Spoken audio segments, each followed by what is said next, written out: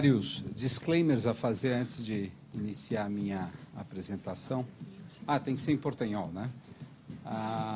Esse é o primeiro, será em portanhol. Primero, la necesidad del PowerPoint se debe a la desorganización de los textos. No tengo un PowerPoint por cualquier obsesión por esto, mas antes de todo porque es un texto bastante incipiente y después en las últimas lecturas vimos la necesidad de intentar reorganizarlo. Entonces esto es antes de todo una tentativa de organización de los textos. Ese es lo primero disclaimer. Segundo disclaimer, só temos texto porque hubo una equipe de socorro a mí que fue incapaz de hacerlo por completo. Entonces, en lo último momento, varios amigos que se juntaron para construcción de los textos. Que están aquí, que lo primero amigo en esta situación fue Dimitri, que fue tan generoso que se dedicó más a reescribir mi texto do que a escribir los propios textos. Entonces, donde dice el autor Oscar, na realidad es una telepatía entre Dimitri y yo. Con una perspectiva muy compleja porque Dimitri y yo normalmente discordamos sobre todo. Entonces hay varias cosas aquí. Sí. Es una gran conciliación, muy bien. Entonces, a Soraya, Rubens, a Paulo André Luciana. Luciana que colaboraron. Bueno, esto fue muy interesante porque realmente establecemos un grupo en los últimos meses y trabajamos con con la formulación de una hipótesis, con la formación de los objetos y con la determinación de lo que debería ser hecho. Entonces, todo lo que está producido en alguna medida es consensual lo que pensamos en conjunto. No es realmente un trabajo individualizado, ainda que las personas tengan hecho la redacción. Mucho realmente tengo que agradecer a mi colega Dimitri que colocó todo en una cierta orden. Bueno, la segunda cosa, ahí es lo tercero disclaimer, es lo siguiente. Bueno, la idea es que hablásemos de lo constitucionalismo latinoamericano. Y yo hablé sobre lo constitucionalismo brasileño. Es verdad que somos un poco más de la mitad del continente que no pega toda la población también. Pero mucho de esto es consecuencia de tres factores fundamentales. Primero, que asumí la decanía el año pasado y una multiplicidad de cosas que realmente no tuve tiempo para hacer una pesquisa mínimamente consistente. La segunda es que había dos pesquisas consistentes. Esto es verdad. Yo cuando leí los textos que tú preparaste, Roberto, también anteriores, bueno, no tengo mucho a agregar a esto. Entonces decidimos por una estrategia que es hacer algunas contraposiciones a las teorizaciones que ambos hicieron y intentar hacer lo que ambos están siendo criticados por hacerlo, hacer una lectura mucho cercana de los textos, intentar comprender si esta obsesión latinoamericana por la ineficacia o lo hiato, lo gap, es una verdad. Tal vez las constituciones no produzcan buenos resultados porque los textos son malos. Entonces, hay una perspectiva teórica estrictamente institucionalista. Vamos a ver qué tipo de instituciones construimos y cuáles fueron los resultados de estas instituciones. Entonces, Mauricio podrá criticarme extensamente porque no hay una mirada cultural, no hay una mirada de la perspectiva más de la teoría de la cultura política, pero hay una tentativa de verificar los problemas que tenemos. Hablabas, el último tema fue seguridad. ¿Es un problema de cultura política o es un problema que el texto refuerza una incapacidad de controlar los trabajos de las policías? Entonces, precisamos, nuestro objetivo fundamental, mirar los textos, las consecuencias de los textos. Bueno, esto. Bueno, esa es la gran conciliación, es una gran conciliación interna y también, gracias Roberto, colocaremos una nota de pie de página en su homenaje por esto. Bueno, el objetivo era esto, era analizar la relación entre la estabilidad, que es un valor necesario, teniendo en vista mucho que las crisis brasileñas se daban una crisis de estabilidad, de gobernabilidad. Entonces un punto era entender si la Constitución fuera capaz de estabilizar el sistema político brasileño y al mismo tiempo cómo esto se relaciona con las demandas aspiracionales de la Constitución de transformación. Este es lo objetivo fundamental del texto. En nuestra hipótesis es que la Constitución tiene una serie de características. La primera, que es compromisaria, entonces esto iremos a comprender un poquito después, lo que diferencia de la naturaleza simplemente transformadora o aspiracional. Cuando estamos diciendo compromisaria, probablemente estamos diciendo que tiene algunas características transformadoras, pero también tiene otras características regresivas. Este es un poco lo pacto compromisario de 88. Ha creado un sistema político altamente consensual. Estoy aquí con una mención a Liebhardt, cuando hay todos los números y números mecanismos de consensualismo están presentes. Y después que es una constitución mucho flexible, pero que garante un núcleo esencial. Entonces, estas tres características de lo texto tienen garantizado la estabilidad política, la gradativa implementación, no es una implementación por completo, pero es una implementación significativa, y también esta característica última tiene llevado a que la Constitución sea extremadamente adaptable a lo que llamamos de resiliente, porque no es simplemente una Constitución que se transforma y pierde su esencia, pero una Constitución que es capaz de transformarse sin perder lo esencial. Bueno, las discusiones sobre cuál es la naturaleza de la Constitución brasileña, hay una poquísimo académica, pero hecho por lo presidente de la Asamblea, que es era un político muy importante a los tiempos de la Constituinte, que esto es lo mecanismo ciudadano. Esta es la primera vez que en Brasil se hace una Constitución verdaderamente para el pueblo y para el pueblo. Bueno, hay un desencantamiento muy inmediato con esto cuando se percibe que los resultados de la Constitución ciudadana no eran tan urgentes o inmediatos cuando se esperaba. Bueno, hay una formulación un poco más académica, mucho inspirada en un escritor de Portugal llamado Canotilho, que dice la Constitución es dirigente porque tras las políticas públicas y la dirección de la política en su cuerpo, ainda que transfiera a los legisladores, lo ejecutivo o la escolha de ciertos medios para la implementación. Y entonces la característica dirigente es transformadora porque estas políticas deberían cambiar los procesos sociales brasileños. Bueno, la tercera que ya ha mencionado, que era una constitución con muchos principios, con muchos derechos, y donde el papel de lo judiciario se torna cada vez más importante.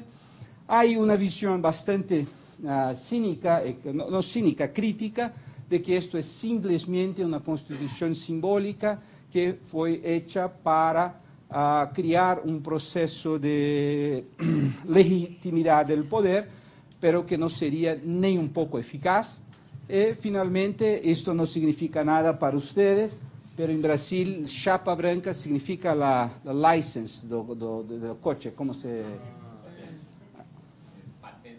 Patente blanca, que son de los carros oficiales. Entonces, la Constitución fundamentalmente tiene una retórica social, pero es una Constitución que refuerza los intereses del gobierno. Bueno, nuestra teoría es que la Constitución es una Constitución compromisaria y resiliente. Yo voy a pasar a la explicación de qué significa esto. Bueno. Lo que significa lo compromisario o lo que llamamos de... Resiliente que regresa. Resistente. ¿No? El concepto de resistencia. No. Resistente pero flexible. Adaptabilidad. Que guarda energía. Por favor. Resilient. O Terminator.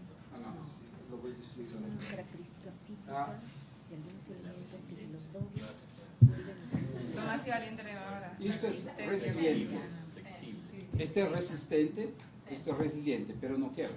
Entonces se puede hacer lo que quiera, pero la esencia, este es un poco la... Hace sentido la misma palabra. Los procesos constituyentes brasileños ha sido, como en muchos de estos países de estas constituciones, reactivo. ¿Reactivo a qué? A un pasado de autoritarismo, pero también a una larga historia de desigualdad social. Entonces, la cuestión social reage cuanto una historia donde la cuestión social no fue puesta en las otras constituciones, pero también a un pasado inmediato del autoritarismo. Entonces, tiene derechos civiles muy resistentes y también proyectos de transformación social muy ambiciosos.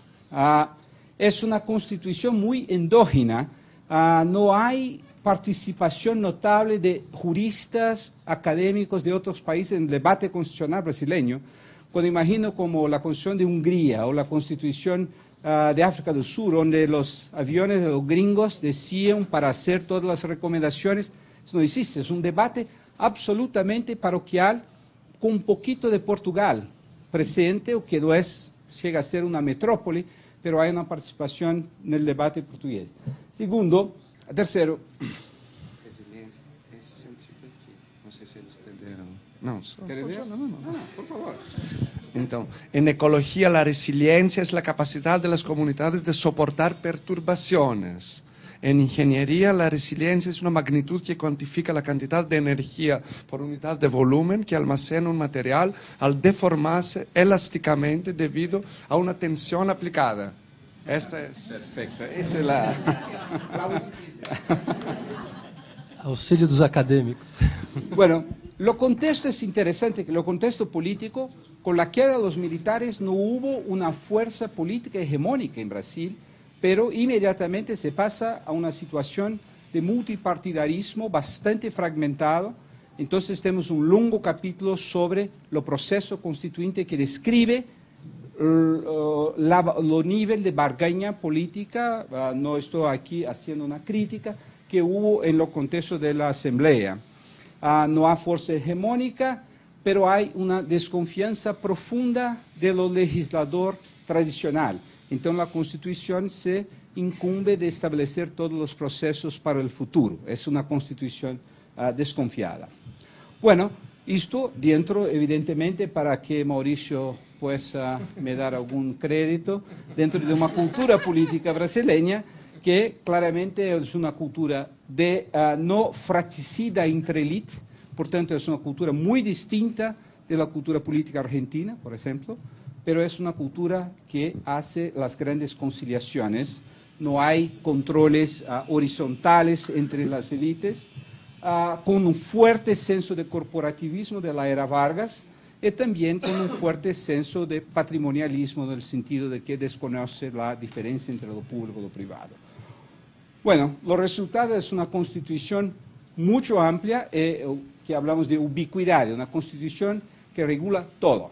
Es casi que o que hablaba de decodificación, que transfiere para los cernes de la Constitución lo básico del derecho civil, penal, procesual penal, derecho financiero, tributario, todo está en la Constitución, além de los temas que no habían sido regulados, como medio ambiente, consumidor, todo esto irá a ser abrigado en la Constitución. Lo interesante, me gusta de hacer un paralelo, cuando Jefferson volvió de París, él llega a los Estados Unidos, que hay una discusión con Madison que dice, bueno, pero no colocaron nada en la Constitución. Y Madison dice, exactamente, ese es un everyone's second choice. No había un acuerdo sustantivo, hacíamos un acuerdo sobre procedimientos. Bueno, la Constitución brasileña podría ser caracterizada como un everyone first choice. Todos los grupos que estaban mínimamente organizados consiguieron inserir sus intereses. Entonces los indígenas colocaron sus intereses, los trabajadores colocaron sus intereses, los banqueros, lo empresariado nacional, todos los grupos que estaban mínimamente posicionados en este proceso fragmentario, partidariamente hablando, consiguieron lo intrincheiramiento, no sé si existe la palabra, de sus intereses. Bueno, esto evidentemente leva a una constitución que es mucho ambigua, es un poco esquizofrénica, que es una palabra que ya fue usada, y también una constitución mucho incompleta, porque cuando se había algún tipo de deadlock, de imposibilidad de acuerdo, entonces hace dos cosas: o se usa un término mucho ambiguo, o se transfiere a lo legislador futuro la tomada de decisión. Entonces tiene un grado de incompletud bastante grande. Y por último creó un sistema político que es un poco un reflexo de la propia Asamblea, un sistema altamente consensual, basado en multipartidarismo, en un federalismo bastante fuerte. Bueno, lo que es la resiliencia en términos técnicos de la Constitución. La Constitución brasileña, desde 1824, vemos 7 constituciones, es la Constitución más flexible que tenemos. Se reforma por un proceso muy simple del Congreso, con 3/5, que son 60% de los parlamentarios. En la Constitución de Imperio era la mitad absoluta, pero tenía que aprobar en 2 parlamentos distintos. Entonces había un break temporal. Ahora no haces break temporal, es muy fácil de hacerlo, pero tiene un grupo de cláusulas pétreas o superconstitucionales que no se puede, no es que no se puede cambiar, pero los cambios no pueden elevar la erosión de los valores que protegen. Entonces, hay esta peculiaridad, que es una constitución al mismo tiempo muy flexible cuanto a que está en la periferia constitucional, es bastante difícil de cambiar no que dice respecto a su cerne material. Y esto permitió, por ejemplo, que tenemos más de 70 enmiendas constitucionales, casi todas, yo diría, todas de este nivel. Una enmienda que ha cambiado acá simplemente para agregar derechos, sino para tirar 2 enmiendas que agregaron derechos, pero jamás para tirar. Entonces, en este tiempo todo, ese es un comentario a los papers de Roberto, cuando se habla de la reforma que hubo de Collor a Cardoso, la reforma no quitó un derecho, siquiera un derecho trabalhista, todas las reformas se dan en este contexto. Bueno, ¿esto es bueno o malo para nosotros? Un poco en la discusión con los juristas más tradicionales, esta fue la reacción cuando la Constitución fue creada, es que lo ideal sería una Constitución minimalista, porque esto garantiría la efectividad social, la aplicabilidad técnica y la longevidad de la Constitución, y lo modelo es lo americano. Y que lo maximalismo brasileño llevaría a la frustración social, la rápida obsolescencia, la ingobernabilidad y el estrés judicial. Un poco lo que nos tentamos mostrar es que nada de esto aconteció. En primer lugar, esto es la teoría, después puedo decir que eso no es una invención nuestra, está basada en mucho de que otras personas están escribiendo últimamente, pero primero, la Constitución maximizadora generó una novedad en Brasil, que es lo alto grado de lealtad constitucional, porque como todos tienen sus intereses entrincherados en la Constitución, ninguno intenta sabotar la Constitución. Entonces no hubo sabotaje de grupo algún a lo texto constitucional en 25 años. Segundo, se permitió que los cambios fuesen negociados. Lo comentario de Cisca hoy por la mañana sobre México es algo que tenemos que considerar. No entanto, en nuestra perspectiva, una Constitución que fue alterada 70 veces en 25 años, es que las 70 veces fueron posibles porque las alteraciones se podría prever los resultados. Entonces era fácil de construir consenso sobre las alteraciones, porque como es mucho detallista, se reforma los detalles, y los detalles es posible concordar. Una reforma más general no sería, tanto que hubimos un periodo en 93, cuando se abrió un periodo para reforma total de la Constitución, y no hubo reforma alguna. Todos los blocos quedaron, no es un momento adecuado para hacerlo. Entonces, por así, todos fueron leales a los proyectos original, ainda que con críticas duras. Lo que se prefirió fue una trayectoria de reformas mucho puntuales, donde se puede saber cuál será, y con esto se tiene garantida una cierta longevidad hasta el momento. Bueno, la cuestión de la máquina, para retomamos la discusión de Roberto. Bueno, ¿es la casa de máquinas? ¿Funciona bien o no? La casa de máquinas, primero, es altamente consensual, pluripartidario, bicameral, con un federalismo muy fuerte, con la Suprema Corte muy fuerte. Entonces tenemos todos los ingredientes de un sistema bastante consensual. La primera percepción era de que esto generaría una ingobernabilidad. Uno de los amigos cientistas políticos, Sergio Abrantes, ha escrito un texto que se tornó clásico. Bueno, Brasil escogió un sistema que no funcionará, mucho baseado en la discusión de Sartori sobre la disfuncionalidad del régimen italiano. Presidencialismo con multipartidarismo llevará una crisis de ingobernabilidad. Bueno, y tivemos luego, después de la adopción de la Constitución, el gobierno Collor, lo final del gobierno Sarney, el gobierno Collor. Por tanto, a muchos se pareció que había una crisis de ingobernabilidad, pero lo que se demostró en los gobiernos Cardoso, Lula y Dilma, es que Collor no cayó por las reformas o no cayó por un problema estructural del sistema, sino porque era un corrupto inhábil, além do más, y que esto llevó a la crisis. Entonces, la tesis de la ingobernabilidad fue superada. Bueno, hay una tesis sobre lo hiperpresidencialismo, si Brasil caracterizaría por esto o no. Bueno, nuestra perspectiva es de que no, lo que tenemos en Brasil es mucho más un sistema altamente consensual, donde hay una semejanza muy grande, y aquí compramos un poco la tesis de Fernando Limonge, de que hay una fusión de lo poder ejecutivo con lo poder legislativo, mucho más parecida con lo modelo parlamentario europeo do que con lo modelo norteamericano de presidencialismo.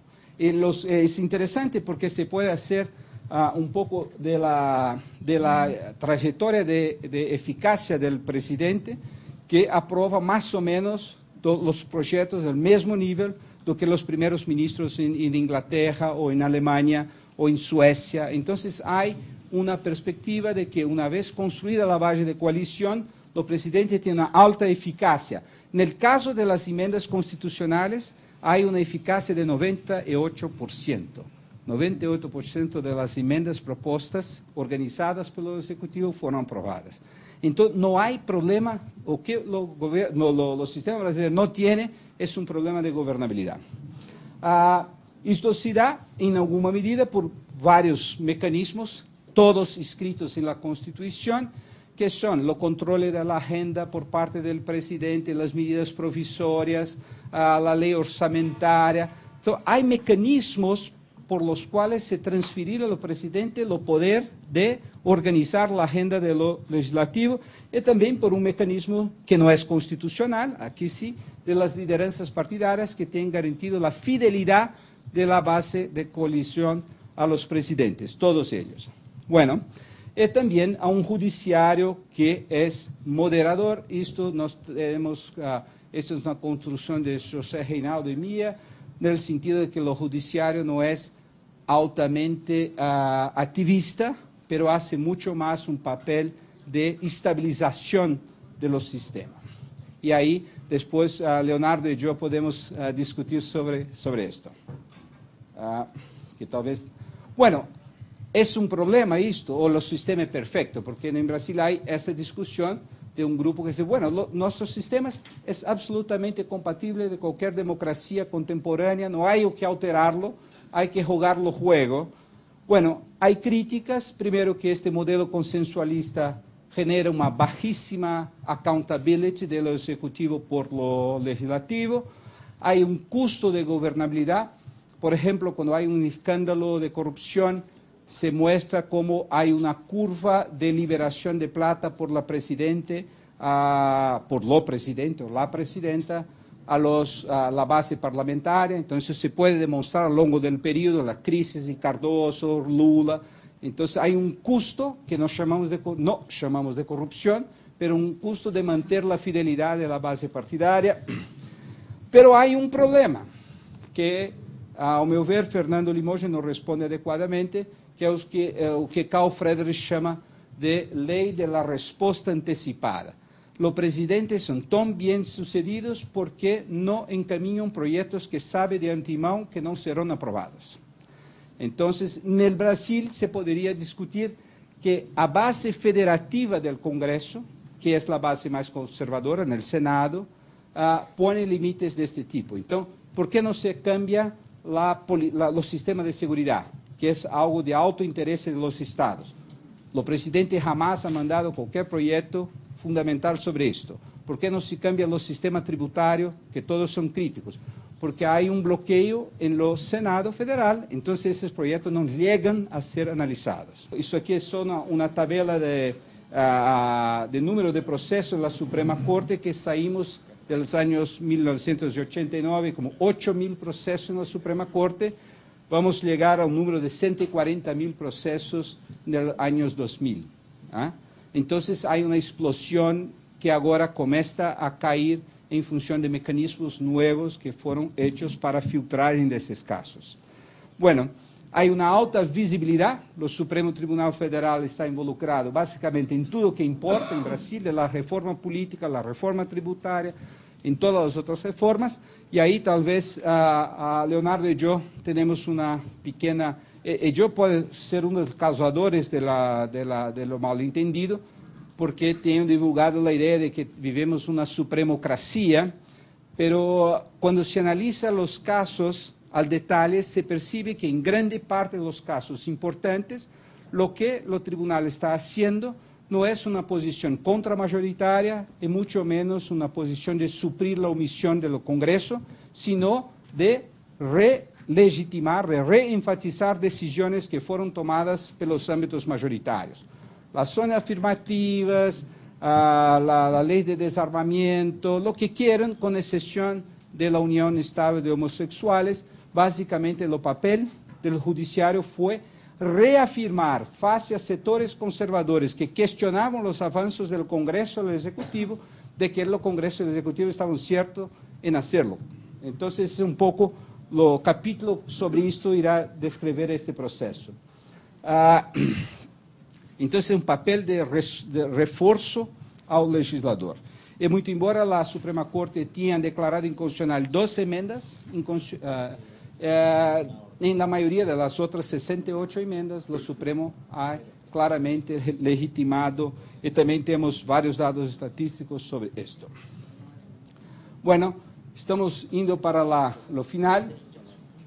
Qual é a teoria acá? Quando eu falei que a Constituição não é simplesmente aspiracional, transformadora. A questão é que a Constituição abriga, ao mesmo tempo, políticas progressivas e políticas regressivas. Quando se mira o cerne do sistema tributário, onde está nosso tributarista que estava acá, que tem dúvidas sobre isto, mas o sistema tributário brasileiro é altamente regresivo. ¿Por qué? Porque la base fundamental de tributación son los impuestos indirectos que recaen de una manera extremadamente onerosa sobre los más pobres. Cuanto más pobre es, una parte mayor de su presupuesto, de su plata, va al gobierno. Entonces, el problema es que no es que la Constitución es incapaz de lidar con problema social, es que la Constitución no necesariamente quiere tratar con problema social. Al mismo tiempo que crea una retórica transformadora, tiene mecanismos de distribución altamente concentradores de la renta, que básicamente vamos a pasar para lo próximo. Por ejemplo, aquí hay algunos datos solamente impresionistas, pero para demostrar que lo ônus tributário recae sobre todo, cuanto más pobre es, la parte que paga es mayor. Aquellos que ganan até 2 salarios mínimos, 48% de su renda es tributada. Y aquellos que ganan más de 30 salarios mínimos, 26% de su renda es tributada. Entonces, el peso es mucho mayor y la consecuencia Para alguien que gana poca plata, 50% de su plata va en impuestos. Entonces, es los sistemas, uno de los más regresivos del planeta en esta constitución transformadora. Entonces, vamos devagar, no es tan transformadora así. Bueno, aquí hay un otro dado que viene de la impoluta de Economist, que dice respecto a los sistemas de pensiones. ¿Por qué?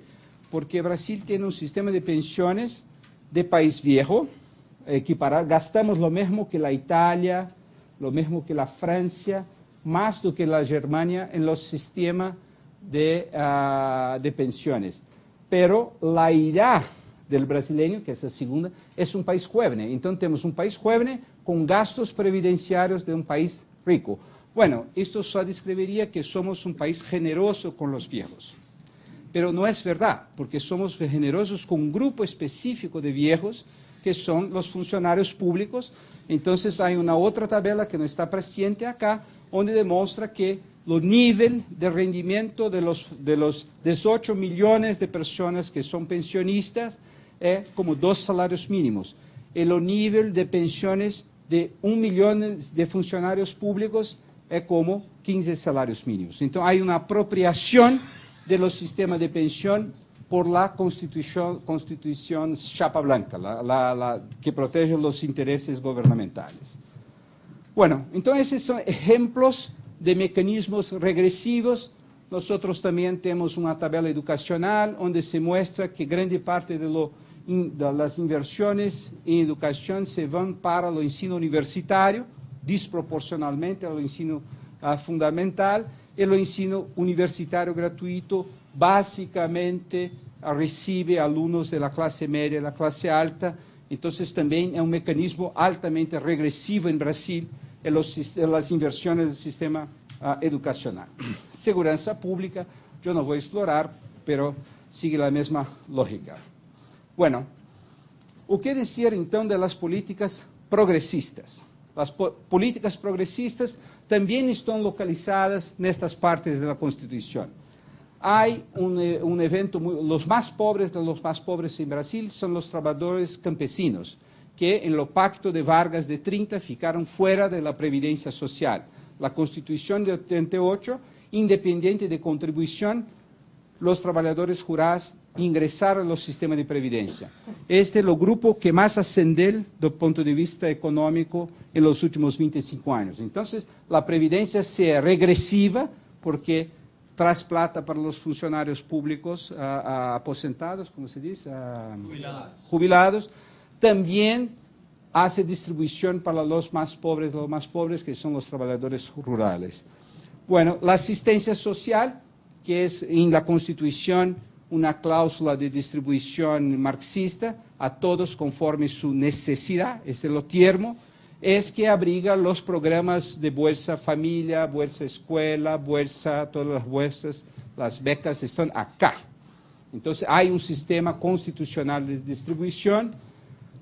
Los sistemas de salud se transformó en universal y también hay y también aquí hay mecanismos educativos. Lo que me importa aquí es que la Constitución creó un nuevo modelo para hacer con que estos derechos no sean meramente retóricos, que son los dispositivos de obligación presupuestaria. Entonces, en el caso de educación, 25% de la recaudación de impuestos de municipios, estados, y 18% de la recaudación de impuestos de la Unión deben ser vinculados con la educación. Hay cláusulas que hacen disclaims de esto en el último momento, pero el Brasil crece el investimento en educación de una forma sistémica en los últimos 25 años. Esta medida fue asimilada también al plano de la salud. Los números no son constitucionales, por una ley complementaria es obligada de hacer cuenta del presupuesto y este presupuesto solo puede crecer a lo largo de los años. La ley tiene validez por 5 años y después tiene que ser un presupuesto mayor para la salud. Entonces es interesante, no sé si hay en las otras constituciones, que son las determinaciones constitucionales de los medios financieros para que los derechos puedan ser realizados. Bueno, entonces aquí hay un poco, Rubens, ¿quer explicar eso? No, esta es su invención. Y ya estamos terminando. Perdón. Esse é um quadro que explica muito rapidamente que esse último nível é dos não pobres. Então, os não pobres cresceram muito mais e foram extraídos, especialmente desta classe, que são os vulneráveis. Aqui temos pobres e miseráveis.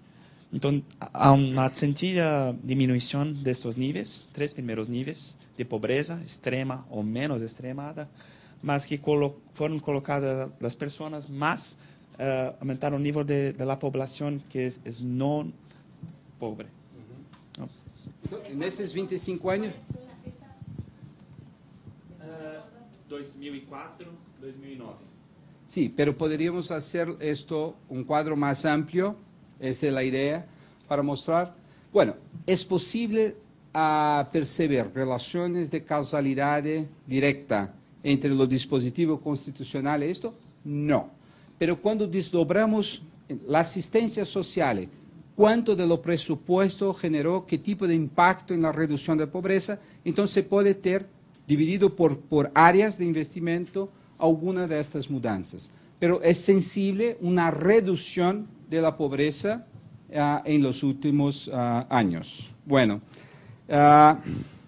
esto aquí también es un cuadro de las inversiones en educación. Entonces, intentando demostrar que hay un aumento de inversiones y una reducción de pobreza. Pero cuando colocamos en conjunto los mecanismos regresivos con los mecanismos progresivos de distribución, o que se llega, y aquí la línea vermelha, a rubra, es la reducción de la pobreza. Entonces la pobreza va disminuyendo a lo largo de los años, la pobreza absoluta va disminuyendo a lo largo de los años, la desigualdad va disminuyendo, pero la curva es menos clara y tenemos un último momento de aumento de la desigualdad en Brasil. Entonces hay una proyección basada en este último periodo, que es un poco equivocada, pero de que tenemos en 2016 una reducción de 48% de la pobreza, pero la desigualdad irá a ter crecido. Pero esto es un poco equivocado. Bueno, entonces, la idea es que la Constitución es una grande conciliación de interés y que los intereses regresivos bloqueen un poco los intereses progresistas, pero que la Constitución permitió, en primer lugar, una gran estabilidad política y también permitió que la mudanza de los contextos políticos generase una mudanza en la Constitución sin las crisis. Bueno.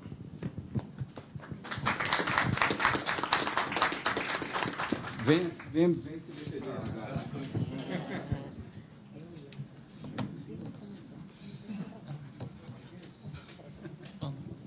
Tenemos 3 comentadores, Raquel, Ramiro y César. ¿Alguno tiene preferencia por comenzar? Pido que cada uno intente usar sus comentarios entre 10 y 15 minutos. La verdad es que voy a ser más breve que eso. Efectivamente creo que, a diferencia de las ponencias de la mañana, aquí hay datos empíricos, y eso es como importante. Pero, por otro lado, me parece que es extremadamente descriptiva, por lo que claro, yo estaba ansioso cuando leí el texto de buscar y pescar las partes para criticar. Y aquí van las críticas. Creo que el texto, yo siento que le falta concatenación entre los estudios empíricos con los teóricos. Me parece que todavía la parte teórica no logra realizar análisis teórico de los datos empíricos. Y los datos empíricos no tienen, a mi modo de ver, muy claro el marco teórico. Entonces me parece que cada uno de los pedazos que están aquí en el ensayo podrían subsistir por sí mismos. Y a mí me hizo falta esta vinculación y este entrelazamiento entre los textos. y aquí quiero barajar una hipótesis que puede ser quizás un poco alevosa y quizás inadecuada, pero a mí me parece que la idea de constitucionalismo transformador, como se define en el texto, y resiliencia, los dos como conceptos positivos, me parece que son inconsistentes. Yo barajaría la hipótesis de que la desigualdad que se manifestó como gran conclusión se debe precisamente a la resiliencia. Es decir, esta flexibilidad de los mecanismos constitucionales no han afrontado de forma radical el conflicto, la inequidad, la exclusión, sino más bien la han canalizado y de alguna manera la han disuelto. Es decir, la conflictividad no se ha resuelto, sino que se ha suspendido. Y a mí me parece que desde esa lógica, la idea de la flexibilidad lo que ha hecho es mantener el conflicto. Y no creo que, si bien uno puede decir que ha mantenido una estabilidad, yo creo que esa estabilidad ha sido en favor del status quo, del mantenimiento de los privilegios.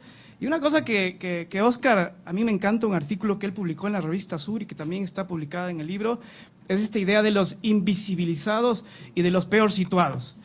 Yo creo que la teoría de la resiliencia lo que ha hecho es seguir manteniendo y perpetuando esos invisibilizados y esos marginados del poder. No logro entender, y a mí me encantaría, y esto es una cosa que reclamaba Paola también cuando exigía definiciones en los textos para saber los alcances de los conceptos y del abordamiento. A mí me encantaría saber también por qué se tomaron ciertos aspectos empíricos y no otros. Porque aquí ustedes van a ver los datos cuantitativos sobre las enmiendas, sobre la jurisprudencia del Tribunal Constitucional en relación a las omisiones legislativas, y a mí me encantaría saber por qué no otros temas que podrían ser muy reveladores. Por ejemplo, los mandatos de seguranza, ¿qué tal? Que a mí me parecería que como estos están encaminados precisamente a ser como armas de los sectores más vulnerables, más que saber la jurisprudencia de la Corte Suprema, me parecería que sería más revelador saber qué es lo que están haciendo los tribunales de primera instancia con las personas y las colectividades que están demandando justicia. Otro tema que me parece que no entiendo por qué hay una omisión también, o sea, creo que no se explica por qué se escoge ciertos temas y por qué no se toma otros temas, es decir, no se explica los límites de la investigación. El tema indígena, por ejemplo, que me parece que es muy importante aquí en Brasil, y creo que es una de las primeras constituciones que reconoció los derechos indígenas. Yo no entiendo por qué en este diagnóstico constitucional no aparece, es absolutamente invisibilizado el tema indígena.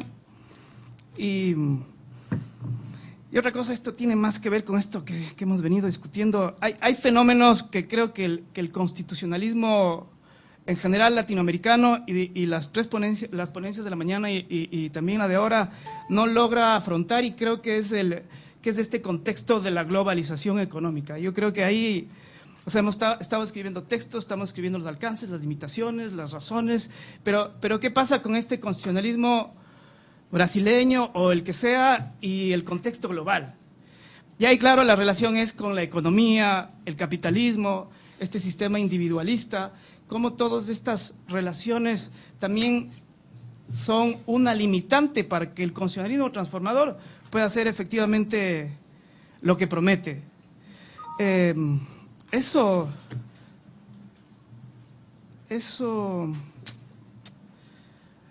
quería comentar, solamente. Gracias. Gracias, Ramiro. Raquel. Bueno, gracias al equipo por su trabajo. Yo creo que siempre es difícil cuando uno se pone a trabajar y luego tiene que esperar a que los otros digan algo. Entonces, y creo que hay un gran trabajo en el sentido de tratar de vincular los textos constitucionales con datos empíricos. Claro que a veces uno se pregunta, un poco como diría Ramiro, por qué se escogieron ciertos datos y no otros. Y luego quiero poner un ejemplo al respecto. Pero por la cuestión metodológica quisiera comentar esto. que el trabajo como grupo, digamos, el más panorámico, ¿no? El que tiene que ver con todas las constituciones, creo que valdría la pena combinarlo con estos estudios de caso en profundidad. Entonces, de repente, como proyecto de grupo, sería interesante ir ensayando, avanzando en esta tipología más bien panorámica y luego llegar a un momento en el que de todos los países podamos tener estudios en profundidad. Entonces, me parece que esto nos podría abrir una pista de trabajo como grupo. Pero eso a su vez abre un reto. ¿Qué elementos vamos a comparar? Y entonces aquí va a ser como dialéctico. Por una parte, lo que de cada grupo, que lo que de cada país va saliendo, pero también las propuestas de tipología que se hacen desde las visiones más panorámicas. Creo que quienes hemos ensayado hacer visiones panorámicas, ya sea sincrónicas o asincrónicas, hemos tenido que llegar a un punto en el que tenemos que ensayar una cierta tipología. Lo que yo estaba pensando cuando exponían era cómo entra, por ejemplo, dentro de mi propia tipología. Y ahí veía que no entraba mucho. Por decir, la tipología que yo he hecho tiene que ver con perseguir cuál ha sido la relación entre el Estado y los distintos pueblos, ¿no? Me refiero a indígenas, afrodescendientes, etcétera. Y efectivamente no pude perseguir eso en la exposición que ustedes han hecho, porque no han tocado el tema. Entonces yo creo que sí sería bueno metodológicamente, si trabajamos visión panorámica con estudio de caso, poder conciliar, ahí llegar a un consenso, en poder perseguir en los estudios de caso esos temas que estaríamos viendo en las visiones más panorámicas. Por ejemplo, en la panorámica se ha visto todas estas reformas del neoconstitucionalismo, digamos, que persigue Rodrigo, las cuestiones de las nuevas instituciones. Por ejemplo, no se habló del judiciario en general, pero no de las nuevas instituciones. Por ejemplo, toda la fiscalía, ¿no?, tanto ambiental como la fiscalía dedicada a indígenas, que son novedades, creo, en Brasil, no hubo una referencia a esto, que sí tendrían que verse si es que se compatibiliza con uno de los puntos que estaría persiguiendo Rodrigo, que son estas nuevas instituciones del neoconstitucionalismo. Y ahí también yo entraría, digamos, que son uno de los temas que yo he perseguido, ¿no? Entonces yo propondría como que llegar a consensos de puntos que se trabajan en los países de las tipologías más generales. Y creo que desde esa perspectiva también, por ejemplo, la tipología que yo personalmente he ensayado tiene que ver con una visión diacrónica, ¿no? Digamos, desde el constitucionalismo liberal, el constitucionalismo social por el cual pasaron en América Latina todos los países a partir de la década del 20, 30, ¿no? Y que tuvo diferentes tipos de impactos, que tuvo que ver justamente con el reconocimiento de sujetos colectivos, tierras, campesinos, etcétera, a mediados de las reformas agrarias, todo esto a mediados del siglo pasado, y que son políticas que se han revertido, curiosamente ahora con las políticas neoliberales, a pesar de que en el derecho constitucional e internacional ha habido un reforzamiento de esos derechos. O sea, ahora se habla de territorios. Todos los países nuestros han ratificado el convenio 169, o la mayoría de los que estamos aquí representados. Entonces, hay un reforzamiento del derecho al territorio, a la identidad, a los idiomas, decíamos, a la consulta, al consentimiento, a la participación, pero por otro lado hay un reforzamiento de estas políticas neoliberales y también en algunos casos constituciones que han dado cabida institucional a ambas cosas y que en la práctica ha dado lugar a que muchas provisiones constitucionales del constitucionalismo social que reconoció comunidades, tierras, reforma agraria, se han visto en retroceso, ¿no? Dentro de lo que ustedes llamarían regresivo. Entonces, tal vez en lo regresivo, yo esperaría que en una siguiente podamos incorporar qué ha pasado, por ejemplo, con el tema de tierras. Ahora, y esto quisiera ponerlo con un ejemplo con lo que ustedes hablaban de pobreza. En el Perú hace un par de días también ha habido un estudio sobre el impacto de la minería y decían que la minería había reducido la pobreza en las zonas donde se asienta la gran minería. Y sin embargo, y por una serie de indicadores. Y yo decía, esos indicadores no han tenido en cuenta, por ejemplo, la pérdida de tierras de los pueblos indígenas y las comunidades. Que si hubieran considerado eso, probablemente el impacto que veríamos ahora en los lugares donde hay megaproyectos sería sumamente negativo. Y en vez de decir que ha mejorado la situación, podríamos decir que ha empeorado. Por ejemplo, otro elemento que no tenía en cuenta ese estudio sería el aumento de los niveles de cadmio, plomo, etcétera, que la gente tiene en la sangre donde hay minería y donde hay megaproyectos. O sea, cuando se dice, se ha reducido la pobreza, ¿qué indicadores se están teniendo en cuenta? Si son, digamos, indicadores que da todo el mundo para ver que efectivamente se ha reducido la pobreza, que tienen, por ejemplo, en el Perú se ve, bueno, tienen más celulares, ¿no? Tienen más televisores, ese tipo de indicadores, el ingreso mínimo, pero no se han tenido en cuenta, por ejemplo, esto de la pérdida de tierras de las comunidades, las condiciones de salud y otras condiciones que en realidad han empeorado sus condiciones de vida. Entonces, yo creo que ahí el impacto, esto que decía Ramiro, y ahí sí coincido, por ejemplo, de todo lo que significa la globalización económica y cómo eso se traduce en provisiones constitucionales y en impactos reales, podría ser sí un punto que hay que considerar. Ahora, quisiera empatar lo que ha planteado la visión más panorámica con lo que están planteando. Creo que cuando se hacen las tipologías del neoconstitucionalismo, también, aparte de lo bueno, habría que agregar, por ejemplo, un punto, no sé si lo has contemplado, Rodrigo, toda la nueva entrada del neoliberalismo. Porque entonces ahí y ahí yo les pregunto si realmente estamos hablando de un consenso cuando se ponen posiciones contradictorias. Es decir, es por consenso que una constitución, en el mismo seno de una constitución se ponen dos posiciones distintas, o es más bien por imposibilidad de consenso. Y más bien, en vez de tener constituciones consensuadas, yo diría que tenemos constituciones que son el escenario de contradicciones. No sé si la brasilera, pero por decir, la boliviana. En Bolivia se hace la primera versión de la Constitución y los de Santa Cruz no quieren, está un año paralizada, entonces se hace el Pacto de Oruro. Y ahí le meten tijera a la Constitución de Bolivia y en una serie de artículos muy importantes los cambian radicalmente.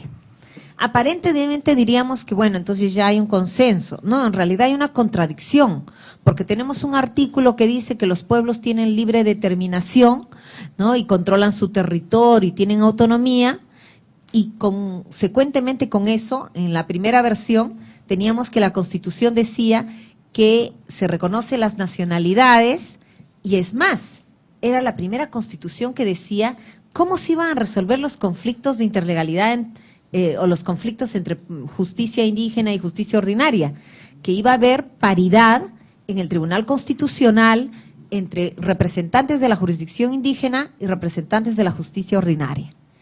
Y en el Pacto de Oruro le meten tijera en gran parte a eso y dicen que los representantes de la justicia indígena deben ser abogados, ¿no?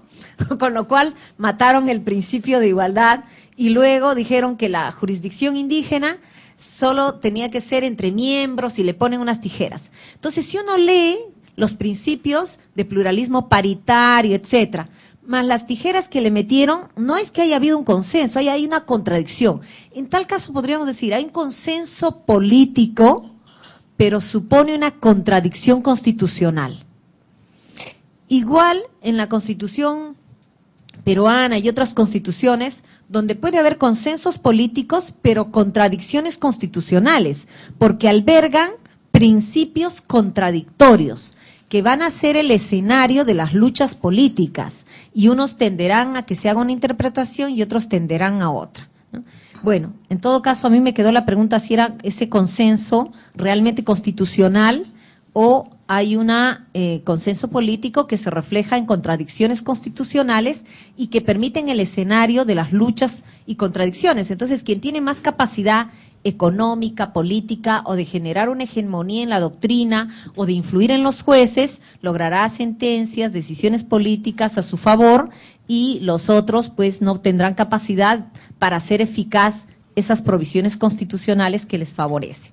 Bien, como ya se me acabó mi tiempo, yo solo quisiera sintetizar en lo siguiente. Primero, en cuanto a lo metodológico, me parece interesante que podamos abrir el doble trabajo, es decir, el trabajo paralelo de ensayar estas tipologías panorámicas con los trabajos de profundidad de país.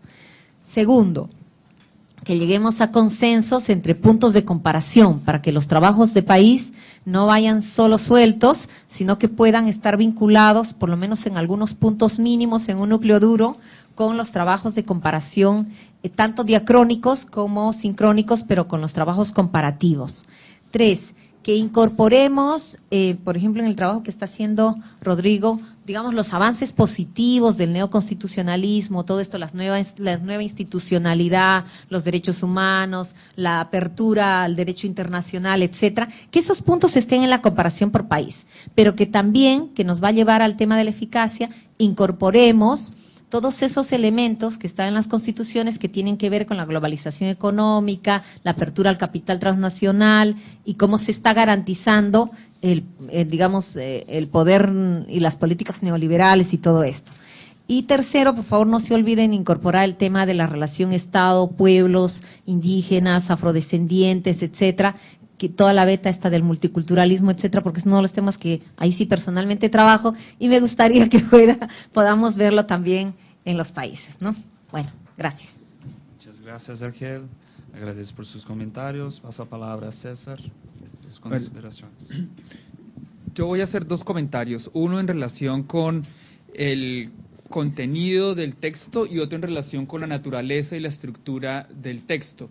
Y voy a tratar de relacionar el primero con el segundo comentario de la siguiente forma. Yo creo que el texto tiene una cosa muy buena, tiene varias cosas buenas, pero una que quisiera rescatar aquí es que intenta, sobre todo con esta idea de la teoría o del concepto de resiliencia, de entrar en un campo teórico intermedio que es muy poco habitado, donde la teoría del norte global tiene mucha dificultad para ubicarse porque la teoría del norte global tiende a ser de blanco y negro, todo, nada, norte-sur, las dicotomías tradicionales. O son constituciones, o es Estado fallido, o es Estado o rule of law, y con base en ello están armados, de hecho, índices completos de good governance, de Estado de Derecho y así sucesivamente. Entonces, me parece muy promisorio ubicarse deliberadamente en un terreno donde uno dice, bueno, no es ni dureza ni flaqueza, sino es resiliencia. Claro, eso lo ubica uno en un terreno teórico creativo que es particularmente exigente, porque no hay mucho allí de donde agarrarse. Justo en el almuerzo estábamos hablando con Leonardo, que está haciendo un trabajo como de teoría democrática de las democracias nuevas. Decía Leonardo que la teoría democrática, hablábamos con él, no ha cambiado mucho, a pesar de que el mundo ha cambiado. Pero las democracias han cambiado, pero la teoría democrática no ha cambiado mucho. Son variaciones sobre temas familiares. Y creo yo que esta idea de elasticidad, resiliencia, ayuda a entender cosas que nosotros palpamos en el día a día y que, creo yo, habiendo estado aquí en Brasil las últimas 3 semanas, aquí se ven como con lupa. Es decir, aquí lo que pasa es que los fenómenos latinoamericanos se ven como bajo un lente en una escala siempre mayor. Entonces, yo no sé si puede mostrar esa imagen. Esta no la tenía preparado yo, solamente yo he utilizado esta imagen en una presentación en Estados Unidos y después los estudiantes del curso que di aquí me dijeron que esto era aquí en Morumbi. No es montaje. Exacto, no es montaje. Exacto, este no es montaje. Entonces, uno ve grados de riqueza, grados de pobreza y convivencia, pero un balcón lleno de piscinas justo al ladito de un barrio de invasión y en el medio de unas canchas de tenis, pues ese grado de obviedad es difícil. Exacto, la cancha estrecha, exactamente. Entonces, exacto, alguien contratan está creando empleo de recogebolas a la izquierda, claro. Exacto, así se ve eso, eso es verdad. Eso es verdad. Y lo que pasa aquí es que el país en este momento además está en un proceso tan exquisito, esa palabra me gusta mucho porque es tan ambigua en portugués y en español, con los brasileros, digamos, desarrollando esos gustos, comprando por todas partes, desocupando los duty free de los aeropuertos, etcétera, etcétera, pero a la vez con los problemas del cuarto y quinto mundos. Me impresionó ver en un diario aquí, un domingo, esta noticia increíble de que la gente en las zonas periféricas de Brasil está comprando como loco lavadoras, pero no hay agua, no hay servicio de agua. Entonces están llenando las lavadoras con baldes, para después entonces lavar la ropa dentro de la lavadora, pero con agua traída en baldes. Entonces, tiene es como la convivencia, no en todas partes, ciertamente yo estoy haciendo trabajo de campo en Pará, en la Amazonia, ese es otro mundo, pero es la ventaja, digamos, de que ustedes lo estén haciendo en Brasil, es que estos contrastes se ven magnificados. También, y ahí es un punto ya donde quisiera como empujarlos a hacer un trabajo comparado, es decir, este grupo no les va a perdonar que hagan solo un paper sobre Brasil, ¿me entienden? Entonces, digamos, porque, digamos, como una primera... comparar Sao Paulo y Río. Sao Paulo y Río, exacto. Sobre todo porque la idea de resiliencia y porque varios de los conceptos que están allí y ejemplos, pues tienen mucho que decir y tienen relación con o contrastes con cosas que estamos analizando en los otros papers, en el mismo de Rodrigo, en el de Roberto, etcétera. Entonces, sería realmente una pérdida si no hiciéramos un esfuerzo deliberado, porque también en esta versión del texto, o la siguiente versión del texto, la idea de resiliencia y otras no dialogaran con lo que está pasando en otras partes de América Latina. Y ahí yo creo que hay fenómenos interesantísimos donde ustedes podrían profundizar. Por ejemplo, nomás en las últimas semanas, que ustedes hayan resuelto el problema judicialmente de las acciones afirmativas, cosa que en América Latina estamos con un lío tremendo de cómo lidiar con eso, que a la vez estén creando una comisión de la verdad, que a la vez tengan un lío de un código forestal que pueda acabar con la Amazonia, etcétera, etcétera. Son todos problemas que generan cuestiones y soluciones posibles en algunos de ellos para problemas muy acuciantes para el resto de América Latina. Entonces, en resumen, ahí el reto consistiría en desarrollar, extender y comparar esta idea muy, muy promisoria, creo yo, de la resiliencia constitucional. Y eso tiene relación, con esto termino, con la estructura del texto. Yo creo que el texto es una manifestación performativa de la resiliencia y de lo que es Brasil. Ustedes lo que hicieron entonces poner que todo el mundo tuviera ahí su first choice, ¿me entiendes? O sea, como tú dices que la Constitución, todo el mundo puso lo suyo. Digamos, el texto está en ese momento constitucional. Claro, para la Constitución uno diría está bien, pero para aquí creo sí que sería, y obviamente ustedes lo tienen planeado en la siguiente fase, decidir cuál es el marco. Mi sugerencia, después de leer el texto, es que entraran por este ángulo teórico, lo desarrollaran. Es que incluso cuando hablan de la resiliencia, recogen como los dos puntos de vista, uno positivo y otro negativo. Entonces, seguramente Dimitri, que no es muy optimista, tú eres más argentino que brasilero, y Oscar, pues es bien brasilero, y entonces... y recogen los dos puntos de vista, digamos, y están ahí como una votación y un salvamento de voto uno después del otro. Entonces, si bien eso creo yo que tiene mucho potencial para teorizar, en la estructura misma y en el texto mismo sería bueno, digamos, refinar, aclarar para que le sacaran todo el jugo que tiene la investigación que han hecho. Entonces, yo tengo algunas respuestas generales. La primera es sobre la existencia de una teoría de la resiliencia. no tenemos una teoría en el sentido tradicional que inventamos una teoría nueva. Y todas las reuniones del grupo, Oscar decía, esto es bullshit que nos estamos diciendo, y después tentábamos de nuevo, eso también es bullshit. Entonces, tercera, o sea, sí, una resiliencia en el grupo, en un sentido muy fuerte, porque nuestra tentativa fue primero constatar que en Brasil se escribe muy poco sobre la teoría de la Constitución, la naturaleza de la Constitución. Se escribe mucho sobre interpretación jurídica, sobre principios, sobre todas la excelencia de los derechos humanos, pero no se escribe casi nada sobre la naturaleza de la Constitución. Esas 5 teorías que Oscar presentó son teorías marginales, muy pocas personas. Entonces, el problema no es que nos tenemos un enemigo claro, el profesor Ronaldo que dice eso, y yo estoy contrariando. El problema es la ausencia de una teorización adecuada. Entonces, más o menos nuestra idea fue sistematizar algunos puntos y encontrar, no sé, un punto de resiliencia en sentido fuerte dentro de la teoría. ¿Cómo se puede entender esta Constitución?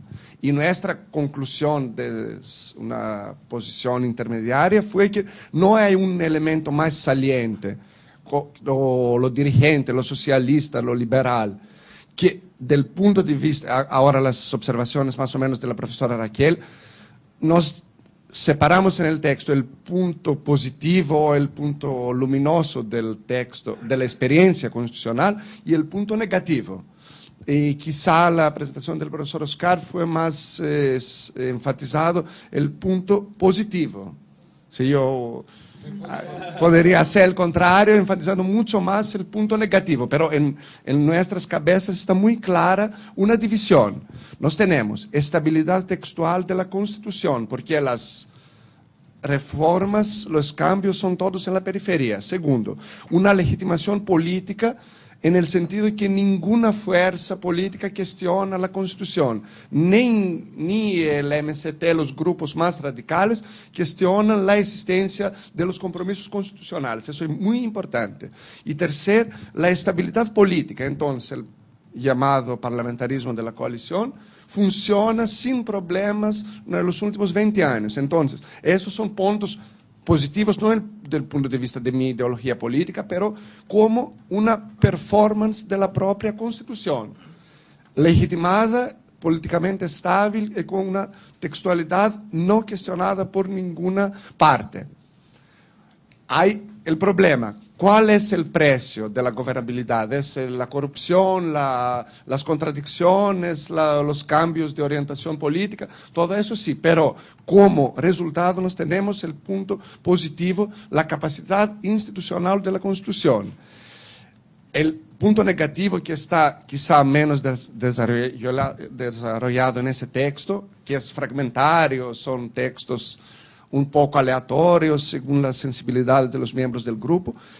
Ciertamente tenemos la desigualdad de clase, que es muy fuerte, las diferencias muy claras, pronunciadas en el tiempo, y también las exclusiones de la ciudadanía que están muy bien explicadas en el texto del profesor Oscar. La tortura en las delegaciones de policía, la prisión rellena de pobres y todo eso. Entonces, nos tenemos dos realidades. La Constitución no cambia radicalmente la situación de exclusión política y económica de los grupos populares, mas también garante la estabilidad de la legitimación política. Entonces, nuestra teoría es una teoría que parte, no sé si estás de acuerdo, de una doble realidad, que es justamente la imagen de Morumbí sin montaje ningún. Entonces, allá, eso es una teoría, no sé si es una teoría, pero es una constatación que dice que esta Constitución no hay un elemento saliente, un elemento preponderante. Debemos, entonces, profundizar. Se queda muy claro que nuestro método es un método de profundizar, producir un informe nacional. Quizá eso sería yo trabajé en algunas investigaciones del Max Planck Institute de Freiburg, de Derecho Penal, y el método de trabajo es siempre eso, producir 10, 15 informes nacionales para después hacer la síntesis. Quizás sería una buena idea de elaborar un tipo de cuestionario, de preguntas claras para cada país. Entonces, ¿cómo funciona en Colombia el sistema político? Y en todos los países tener respuestas en el estilo de informe nacional para servir como material de comparación. No sé si eso es factible, puede ser producido, pero nos pareció en el grupo el mejor camino. No sintetizar, no hacer una cosa genérica, panorámica, que es muy valiosa también, y sí profundizar. El precio que pagamos es la fragmentariedad.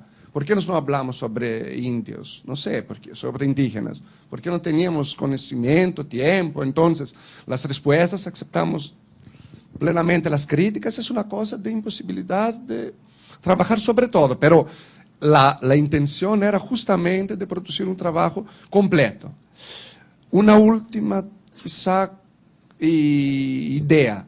Nuestro trabajo, como el profesor Oscar dice, es un trabajo sobre el texto constitucional y la institución.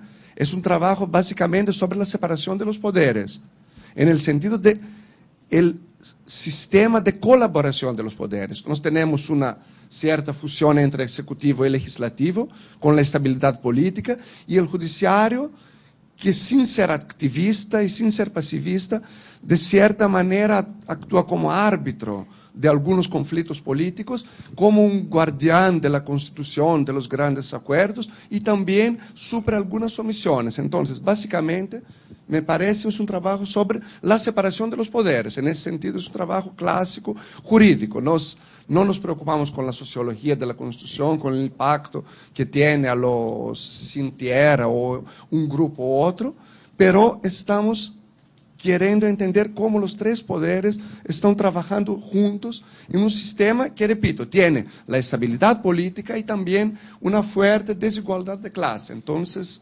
es una descripción de la Constitución, no tenemos ninguna pretensión normativa y también ninguna pretensión de decir que el elemento tal es el más importante. Es una propuesta. Metodológicamente puede ser criticado, hay incongruencias, los textos no conversan con mucha facilidad, pero nos tenemos esas dos ideas, una bipartición constitucional como resultados y también la opción metodológica de profundizar al informe nacional. Bueno, no, un piccolo comentario. Es que es descriptivo mismo. Lo objetivo era ser descriptivo, es una tentativa de que la descripción fuese desmistificadora, porque todos nosotros nos colocamos en el campo de aquellos que gustarían que la Constitución fuese transformadora, pero la conclusión es que no es transformadora, o que no significa que no tenga elementos transformadores, pero la Constitución no es una Constitución transformadora por completo. Es una Constitución que tiene mucho claro, para aquellos que se permiten ver, elementos conservadores, elementos voltados a manutención del status quo, a la regresividad.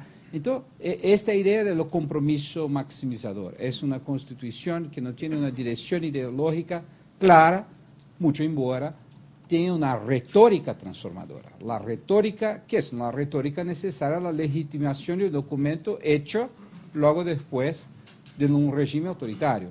Entonces hay una retórica transformadora, hay elementos transformadores, pero hay elementos regresivos.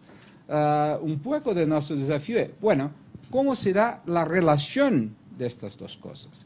Pero la relación no se da en un conflicto directo, se da en una relación mediada por un sistema político y jurídico, judicial. Entonces la discusión es cómo los sistemas políticos y judiciales se comportan. Bueno, contra nuestra teoría, que era un poco la idea, bueno, la máquina es mala, no funciona y no irá a adelantar las aspiraciones.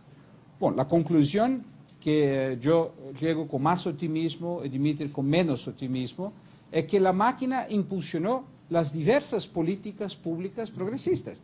Entonces, cuando se pregunta la cuestión indígena, no está en la pesquisa. Bueno, Brasil nunca ha distribuido tantas tierras indígenas.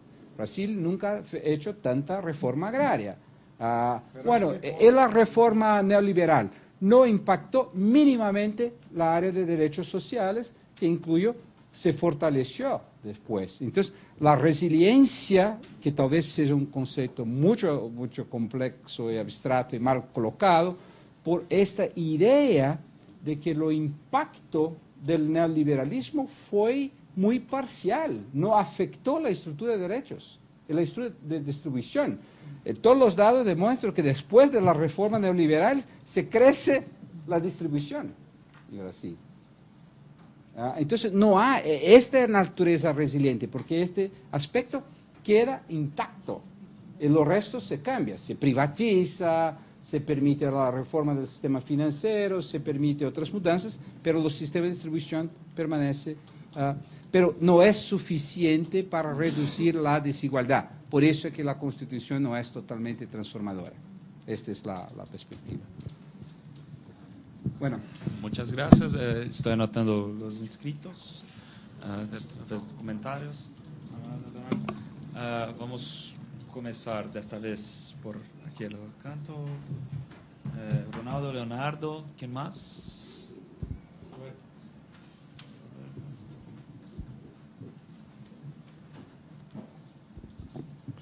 Bueno, yo he leído con muy interés el paper, pero no, algunas de las claims que ya fueron hechos de cómo está un work in progress, no voy a insistir en eso, pero yo creo que hay una cuestión conceptual que debería ser más bien aclarada en el texto, que es cuál es el concepto mismo de constitución que utilizan ustedes.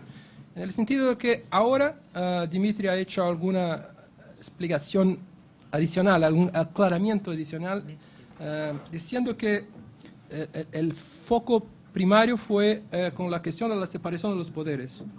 Pero no siempre eso está claro, me parece. Algunas veces me parece que algunos de los síntomas que son descritos tiene más que ver con el sistema político más que con la Constitución. Otras veces, por otro lado, me parece que un análisis más textual de la Constitución como documento es lo que es privilegiado. Por eso, por ejemplo, la idea misma de resiliencia, algunas veces me parece que lo que puede ser resiliente es la interacción entre la Constitución y el sistema político brasileño. También me parece, por ejemplo, la idea del presidencialismo de coalición. Bueno, no es un sistema de gobierno, pero más bien una acomodación de gobernanza, me parece. No es un sistema formal, no sería adecuado, me parece, pensarlo como una tipología de forma de gobierno, más bien una manera como la gobernanza se organizó. Bueno, me parece un otro tema, por supuesto que la idea de incluir todo no es posible, pero el tema de la democracia per se, me parece que eso no debería ser, merecería más atención. Por ejemplo, la idea del sistema electoral, porque eso está constitucionalizado parcialmente. Esto fue un mecanismo muy perfeccionado después de la Constitución.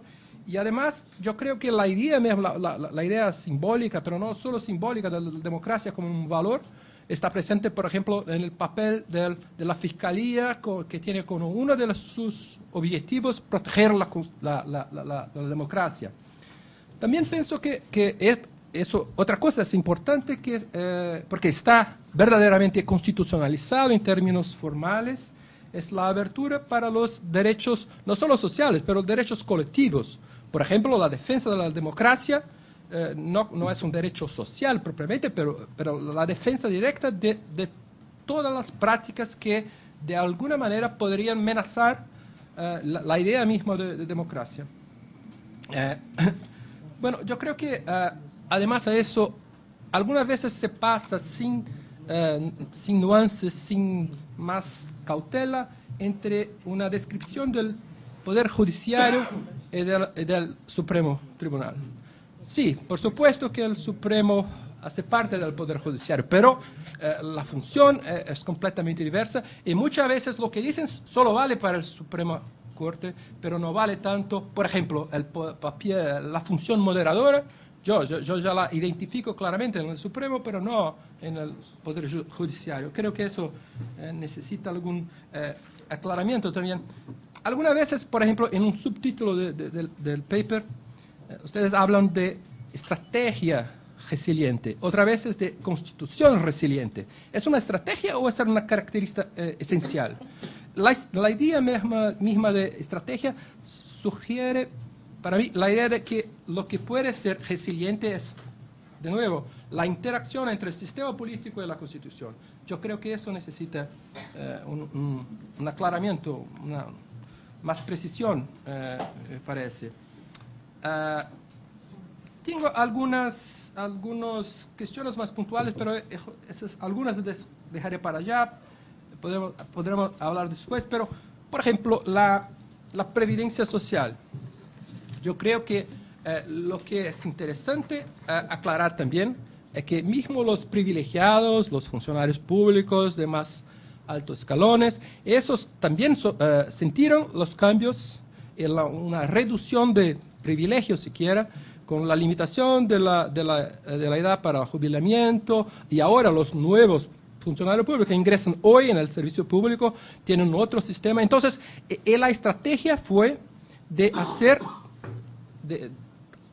acá algo que se ha hecho en muchos otros países, que es un cambio por partes, porque el cambio total sería políticamente probablemente inviable. Entonces, si se hace una mirada más histórica, yo creo que no hay razones para pensar con eso como un sentido puramente regresivo, pero es la énfasis del paper, pero hay un cambio también de aperfeccionamiento, siquiera.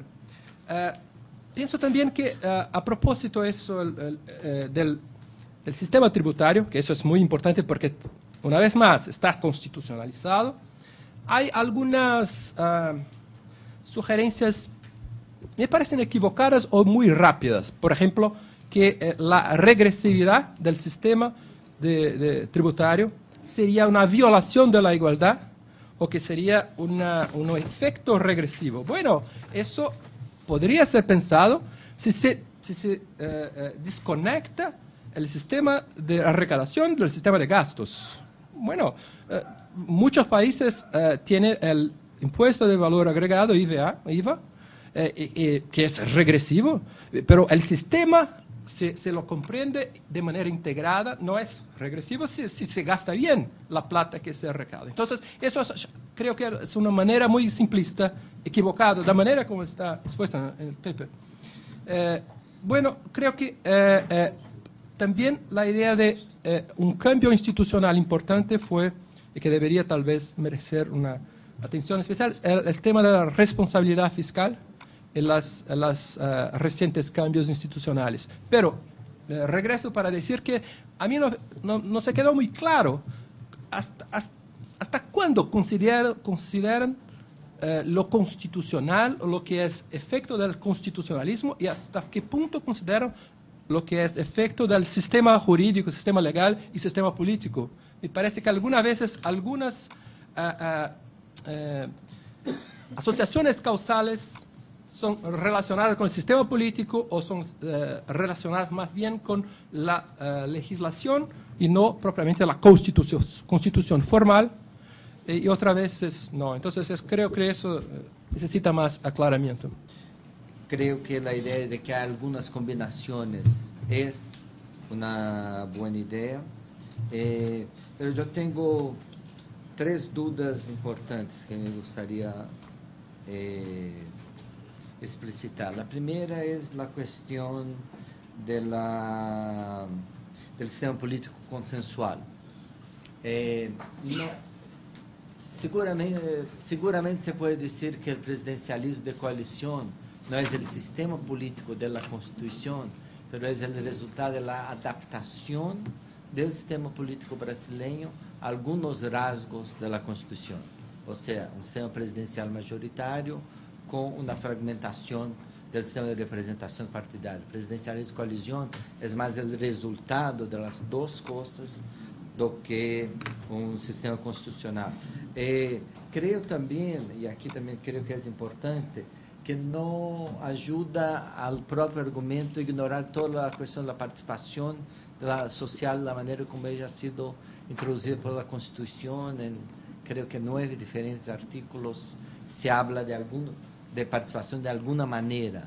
Porque, por ejemplo, el momento en que, para dar un ejemplo puntual, el segundo mandato Lula, después del mensalón, con la imposibilidad de hacer una amplia coalición en el Congreso, Lula ha recurrido insistentemente a las conferencias nacionales con formación de consenso en sus políticas y eso ha generado, por ejemplo, un resultado congresual. No entiendes un fenómeno como este, solo trabajando la idea del presidencialismo de coalición como un sistema. Entonces, yo creo que habría que ampliar un poco, discutir lo que son las mudanzas, las manutenciones del sistema político y las mudanzas del sistema político, especialmente en el campo de la participación, y hacer una composición donde hay elementos consensuales y no consensuales en el sistema político. Y eso puede generar una visión más completa. Ese es mi primer argumento. El segundo, que es la cuestión del poder ejecutivo, el poder judicial, cómo establecer la relación entre los dos. Yo creo que la verdad tenemos casi que la misma teoría. O sea, hay algunas diferencias de énfasis o de intensidad. Pero aun cuando ustedes dicen que el poder judicial es un poder moderador activo que arbitra en última instancia los conflictos que se judicializan. En ese sentido hay una novedad, porque esa no era la función del Poder Judicial antes del 88. Entonces hay alguna cosa nueva, incluso cuando en la propia interpretación, la interpretación es de la moderación, pero es un moderador de procesos que son constitucionalizados porque la posibilidad de arguición de la constitucionalidad o de la inconstitucionalidad han sido abiertos por el propio marco constitucional. O sea, hay alguna cosa aquí nueva que vale la pena también tal vez abordar para llegar a una visión un poco más precisa de cómo la Constitución coloca ese problema. Yo voy a insistir en un punto que Ronaldo ya ha mencionado, pero creo que es importante, que es de los 4 cuestiones donde defienden alguna regresión, yo me coloco en una posición, no estoy absolutamente de acuerdo, pero tampoco estoy absolutamente de desacuerdo con el argumento. Pero creo que hay algo en el argumento que necesita ser un poco más balanceado. Entonces yo, por ejemplo, en todos los casos de regresión, son casos en que lo que existía antes ha continuado, ¿no? A recaudación tributaria, previdencia social de los funcionarios públicos, la manera como la educación superior es constitucionalizada, el hecho que la Constitución brasileña no habla de seguridad pública. Eso podemos decir que es una tradición por lo menos desde Vargas. Algunas cosas de seguridad pública desde 1891, por la manera como la República ha sido proclamada en Brasil. Entonces, en los 4 casos, la regresión es continuidad y los elementos nuevos han sido introducidos por la Constitución. Entonces, yo creo que también hay que pensar cómo tratar los 4 casos desde esa perspectiva. De todos los 4, el más frágil, yo concordo con Ronaldo, es la recaudación tributaria. ¿Por qué? Por 3 motivos. Uno, porque lo que ha cambiado no ha sido la manera de recaudación, sino el perfil del gasto. Esto valería, Estados Unidos tiene un perfil de recaudación, o tenía, hacia el gobierno Clinton, un perfil de recaudación más progresivo que Europa, pero un perfil de gasto más regresivo. E tornava o resultado mais regressivo. Então, eu creio que esta é uma questão que não é possível ignorar, ou seja, como alguns pontos da Constituição han obligado o Executivo Federal a cambiar o perfil do gasto. Financiamento da saúde, jubilamento obrigatório dos funcionários, dos empregados rurais. Alguns destes gastos que van a ser incorporados son novedades. Esa es la primera cosa. La segunda es, la capacidad tributaria del Estado ha aumentado. Y la capacidad, o sea, en 1988 la capacidad tributaria del Estado brasileño era 22% del Producto Nacional Bruto. Hoy está en 33, 34%. Ahí hay 12. Y si mira de esos 12, una parte es resultados constitucionales. O sea, gastos obrigatorios que han resultado de obrigaciones constitucionales nuevas. Entonces, no es que no hay un perfil regresivo, estoy de acuerdo, me parece que ha sido muy bien mostrado, pero hay que ser tal vez equilibrado con otros elementos que muestran algo como una resiliencia de la regresividad, algo así. Entonces, esos serían los puntos principales.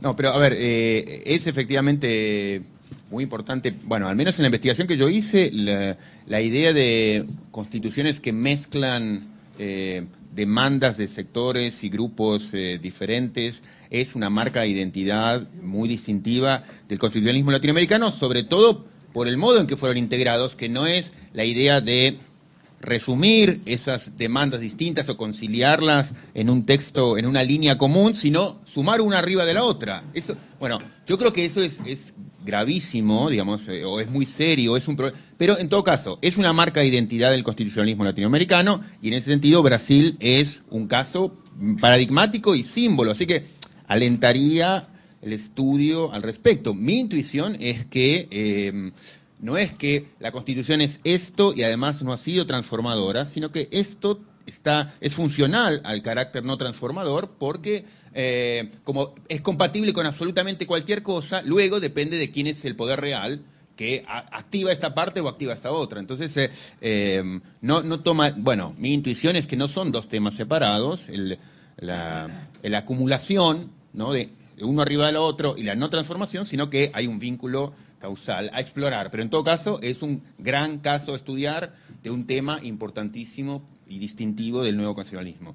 Y el otro último punto, segundo, breve, no, es que creo que bueno, todos queremos más cosas de los textos, y a mí me ha pasado, y también al de ustedes. Yo creo que además de agregarle la cuestión bueno, que aquí todos compartimos de cultura, también la visión histórica, al menos a mí, entender el pensamiento constitucional brasileño contemporáneo, no solamente de la doctrina más ilustrada, sino las intuiciones muy extendidas sobre constitucionalismo, a mí me lo ayudó a entender mucho la lectura de la historia constitucional. Entonces, quedarse a veces en este texto hace perder perspectiva en temas que a mí me interesan en particular. Por ejemplo, yo creo que en Brasil hay una aversión, o sea, un rechazo a todas las alternativas al presidencialismo, como en ningún país de América Latina, por un par de experiencias. Uno es la Constitución del 46, otro es Jânio Quadros y el parlamentarismo, que asustó a todo el mundo. Parlamentarismo igual militarismo. Entonces, es para mí imprescindible hacer alguna recolección histórica para poder entender cómo se piensa hoy el constitucionalismo, ¿no?, en cualquier lado, también aquí, ¿no? Obrigado, profesor Roberto. Rodrigo. A ver, un comentario y dos preguntas breves. El comentario es sobre el posible impacto de la Constitución sobre la desigualdad. Porque, digamos, para mí, que defiendo la Constitución del 91 colombiana como una constitución igualitaria, pues siempre es muy duro constatar que durante la vigencia de la Constitución el coeficiente de Gini no solo no bajó, sino que subió. Entonces, un economista neoliberal me ayudó a superar un poquito mis angustias. No era tan terrible. Sí. No, vaya al psicoanalista y después ya no le importa. No, sino que me dijo, mire, algo que no se ha estudiado, y él está haciendo el estudio y dice que los resultados son bastante interesantes, es medir la desigualdad en términos de accesos a servicios sociales. Es decir, que estas constituciones pueden no redistribuir el ingreso, pero que han generado unos aumentos significativos en la igualdad en el acceso a los servicios sociales. Entonces, por ejemplo, en Colombia, en el acceso a la salud, a pesar de que sigue siendo un sistema segregado, los incrementos en la equidad en el acceso a la salud son enormes con la Constitución del 91.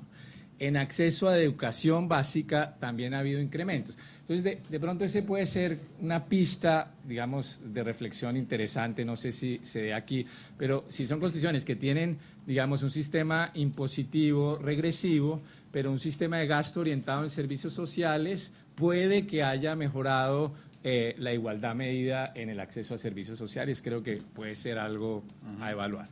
Las dos preguntas son, ustedes dijeron que ninguna de las reformas tocaba el corazón de la Constitución, pero se restableció la reelección inmediata, ¿cierto? Estableció. No Se estableció, restableció. por eso se estableció. ¿Eso no toca el corazón del poder? ¿No? Sí, Bueno. esa es una discusión, sí. Pero buena cuestión. En Colombia, digamos, se considera que la reforma que siempre hay el debate, porque cuando querían reelegir a Uribe, entonces dijo alguno del uribismo, pero es un articulito.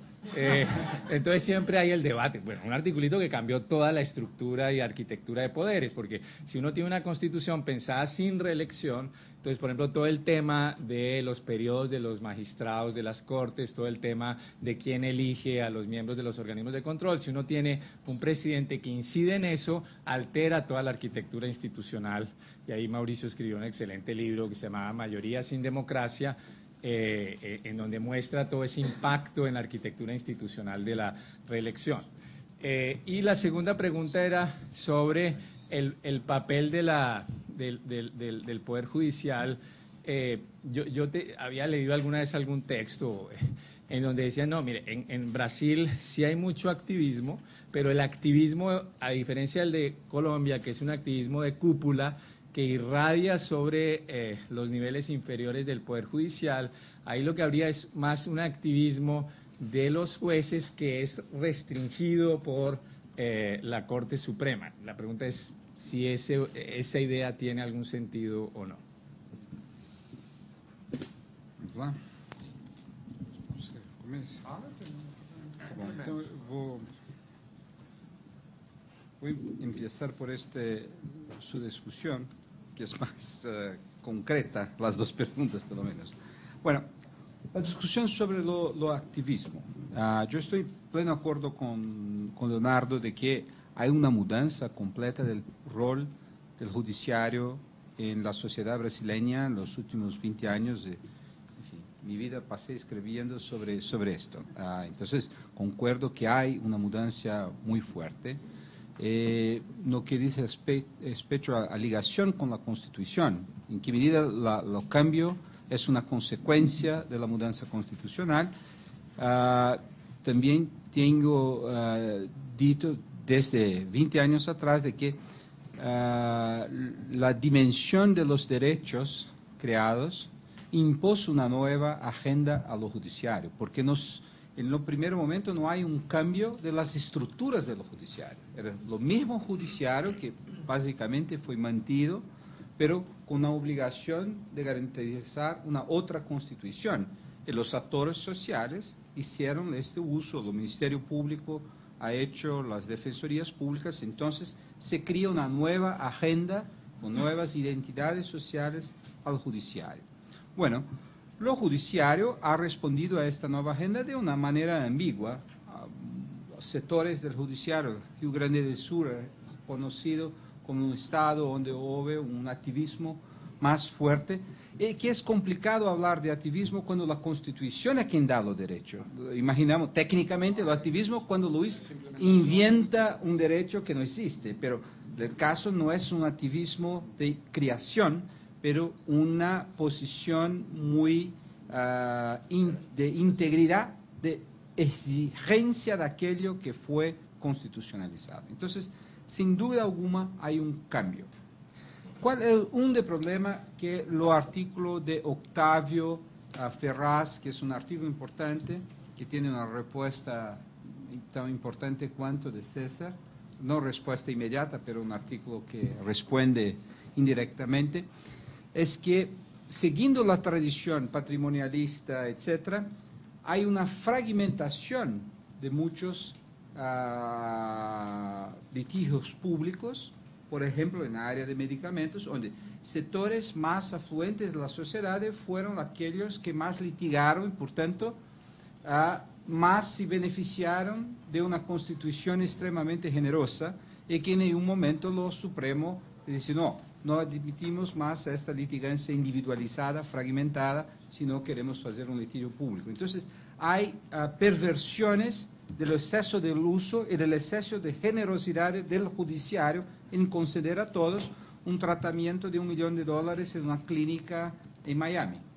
¿Cierto? Eso son casos y casos y casos. Entonces, eso crea un problema de desigualdad en la política pública de salud. Entonces, ese es un problema. Entonces, lo judiciario fue activista. Cuando se mira específicamente lo Supremo Tribunal Federal, ¿sí? Lo Supremo Tribunal Federal tiene una posición muy liberal en los casos de derecho penal. Entonces, a todo tiempo está mudando, cambiando las sentencias de los tribunales locales por ser más garantista que los tribunales locales. Entonces, los conflictos sistémicos, el Tribunal de São Paulo, que es lo mayor tribunal de Brasil, mucho conservador, y lo Supremo extremadamente liberal. Entonces, no es verdad que es más liberal lo que los tribunales. Muchas personas irán a decir, bueno, lo Supremo está capturado por los abogados de la banca que tienen acciones penales y por tanto, pero es un improbable. Pero eso es esto es un lado. Lo Supremo no hace ponderación en términos de proceso penal. Es la regla absoluta, si no puede, no puede. Entonces es muy garantista. Cuando se vierte para la mayor parte de los casos emblemáticos que están en el Supremo, normalmente lo que tenemos es que algún grupo conservador, la Iglesia, los partidos conservadores, están cuestionando avances que fueron hechos en políticas públicas del Ejecutivo o en políticas legislativas en diversas áreas. Todos los casos que imaginemos son casos donde hubo una decisión administrativa, una administración, vamos a pegar, acción afirmativa, distribución de tierras indígenas, la política ambiental en respeto a no importación de pneumáticos de Europa usados, la política de desarmamiento. Todas esas políticas son políticas del campo mayoritario, que ha aprobado en un grupo específico a cuestionar. El Supremo normalmente decidió en favor de la mayoría. En alguna hipótesis, el Supremo ha o suprido la omisión, que es el caso del casamiento de homosexuales, o poquísimas veces el Supremo fue contramayoritario. Fue contramayoritario en algunas leyes de incremento de punición, y fue contramayoritario, a mi ver, lo mayor error del Supremo en la reforma política hecha por el sistema mayoritario, que es un absurdo lógico. El sistema partidario hizo una reforma que iría a valer en 10 años, que iría a limitar los números de los partidos, que iría a racionalizar el sistema brasileño que cuenta con 27 partidos. Entonces eso cortó en su propia carne, que es una cosa dificílima, todos nos sabemos, del sistema. El Supremo declaró que era inconstitucional porque fería el principio del pluralismo político, etcétera, etcétera. Que fue un error fantástico, que mantuve, bueno, entonces, para decir que el Supremo es muy activo, pero no es un Supremo constructivo. Es un Supremo muy poderoso, pero no es un Supremo que esté inventando cosas muy innovadoras, etc. No sé si... Solo una pregunta. Cuando dicen el Supremo, ¿es siempre la misma sala, en la misma composición o son distintas salas? Cuando se decide sobre... Es plenario. Cuando se decide la constitucionalidad de una ley, es lo plenario, los 11. ¿Es el plenario el mismo Supremo que falla los temas penales donde dice... Sí. Cuando es un habeas corpus es una sala con 5, cuando es la decisión sobre una ley, una sala conoce. Pero las salas son muy móviles, no hay una tendencia de la sala A liberal y la 2 conservadora. Entonces es un tribunal, no hay tendencia. Y cuando hay una distinción de las dos, los solos se resuelven y los otros... Entonces es un tribunal. Bueno, usted, la pregunta para mí es discorda, pero yo pienso que sí, la reelección era una cuestión importante, fue una alteración de los sistemas políticos importante, pero las cláusulas pétreas o las cláusulas, no protegían esto. Ese es mi juicio personal, porque dicen no se puede cambiar los sistemas de los votos directos, secreto y universal. La protección de la democracia es esto. Entonces, esto no cambia exactamente. Podría ser, cuando Lula tentó, se comenzó la discusión para que no hubiese un límite en la reelección, que se pudiese hacer una tercera vez, esta discusión fue trasera. Bueno, pero una tercera vez coloca en riesgo los principios democráticos, los principios.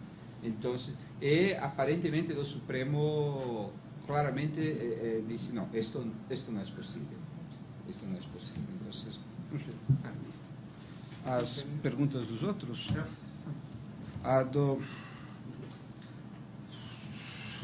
Entonces, solamente aquí a Roberto, la cuestión de la... Sí, nuestra tesis es exactamente esta. Hay una sumatoria de intereses distintos y, por tanto, esto, embora retóricamente colocado como transformadora, no es transformadora. Y la cuestión es cómo la sociedad tenta capturar y mover sus intereses a lo largo del tiempo y cómo los sistemas políticos que cambian ahora da más valor a ciertos de esos intereses, ahora otros, y la Suprema Corte también. La pregunta es, ¿hay una disonancia porque tiene... ¿Hay una disonancia porque tiene retórica transformadora y no transforma? ¿O porque es así, es que hace más difícil la transformación? Bueno, no sé si comprendí, pero... que simplemente es distinto el texto que promete con muchas palabras y la realidad, o que hay una conexión entre texto y realidad. Sí, nuestra tentativa es demostrar que hay una conexión muy profunda, de que la desigualdad no es un accidente, de que los poderes plural no es un accidente, o no es simplemente una determinante cultural que impone esto, mas que es una consecuencia necesaria del texto. Un poco de la discusión de la cantidad magnífica de enmiendas es una demostración de que la vida fue mucho constitucionalizada. Si quieres cambiar cierta cosa, tiene que hacerlo debate constitucional y esto irá a impactar la realidad. Entonces, hay en alguna medida, nuestra lectura es de que la Constitución está siendo llevada a serio. Y los problemas, por todos los sectores, y los problemas que tenemos, porque la Constitución es mala. Este es un poco, en a nutshell, el argumento. No es más el argumento de que no se eleva la Constitución. No todas las partes de la Constitución. Por ejemplo, la parte de la Constitución de la tortura. Evidente que la Constitución prohíbe la tortura y la tortura es una práctica. Pero los mecanismos policial es mal diseñado, los mecanismos de control sobre la policía son mal diseñados. Es un poco, es serísimo la cosa. Bueno, por último, cuanto a Ronaldo... bueno, tentaremos escribir mejor pero el argumento central de la parte él escribió, ya está mirando la limitación de tiempo, entonces es que de facto la distribución que es decorrencia de los textos constitucionales se tornado cada vez más calificada y más abundante. Cuanto más el Estado arrecada, más plata hay para distribuir y hay la distribución.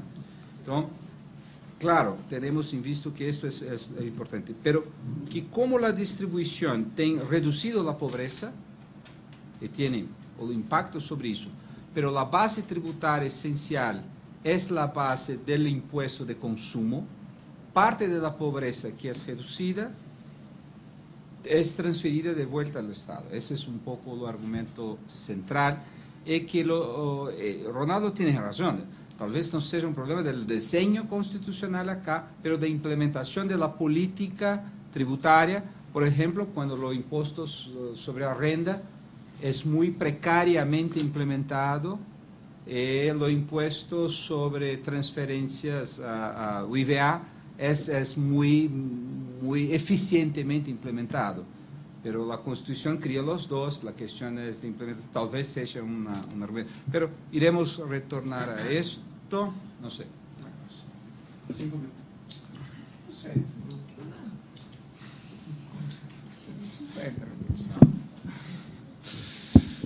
Entonces, me gustaron las observaciones metodológicas del profesor Ronaldo y quería hacer algunas observaciones muy rápidas. La primera es, ¿cuál es el objeto de nuestra reflexión? Es el texto constitucional. Entonces, hacemos una pregunta muy clásica. ¿Cuál es el impacto del texto constitucional a la realidad para responder la pregunta de la transformación constitucional? Nos tenemos un punto muy problemático. No sabemos, no hay una causalidad clara. Yo no sé si la Constitución es la causa del aumento del gasto con salud o con educación. Entonces, nos tenemos un problema metodológico que no tenemos un rigor en el sentido de la causalidad.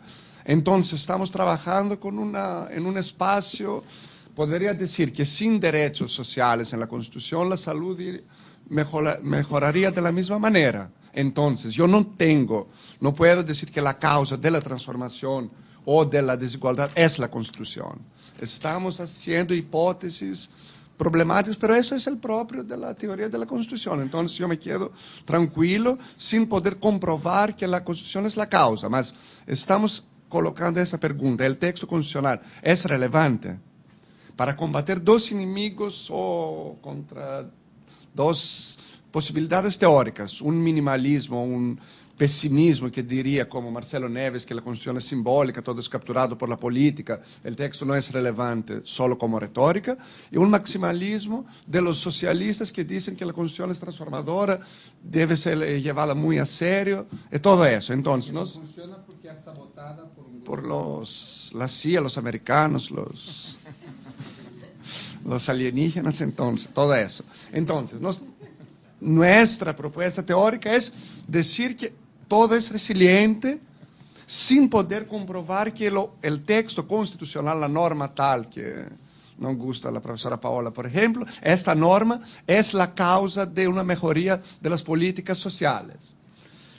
Ahora, las sugestiones de temáticas nuevas como la democracia, los partidos políticos, personalmente tengo una idea, no sé si es buena, que la institucionalización extrema del sistema partidario brasileño es uno de los responsables, la justicia electoral, el control muy estatal en los partidos, es uno de los responsables del presidencialismo de la coalición.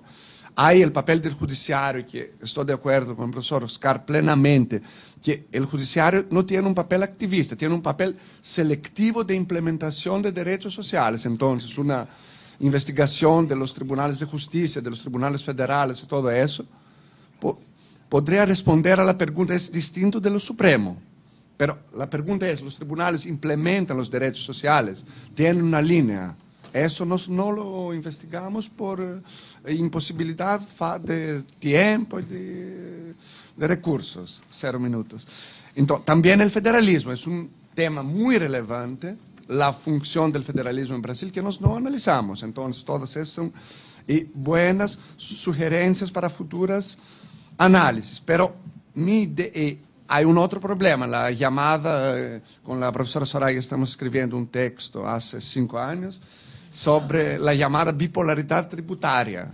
La Constitución en materia tributaria tiene muchos principios, como la capacidad contributiva, que puede mostrar que cualquier ley de tributación indirecta es inconstitucional, y tiene también muchas reglas. Entonces, al mismo tiempo, tú tienes un sistema tributario esquizofrénico. Por eso, por ejemplo, el profesor Eurico dice: desconstitucionaliza todo el derecho tributario, porque la constitucionalización causa esa confusión entre principios y reglas presentes en el mismo texto. Entonces, podremos dar muchos ejemplos de las funciones ambiguas de la Constitución, mas el resultado es la de todas las formas la resiliencia, pero tenemos que escribir mucho más y mucho mejor. Esto ya está